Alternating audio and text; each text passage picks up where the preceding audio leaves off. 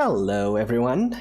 It's been a week since Frame had been released, so it is time for a quick version 1.1 update. For starter, I have included some free example folder in the Frame download page.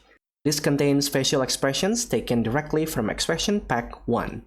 Hopefully, this will inspire you to make new facial expressions.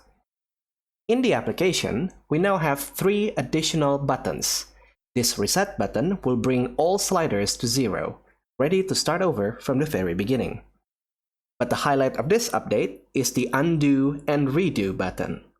There is nothing more frustrating than to make a change and not liking it.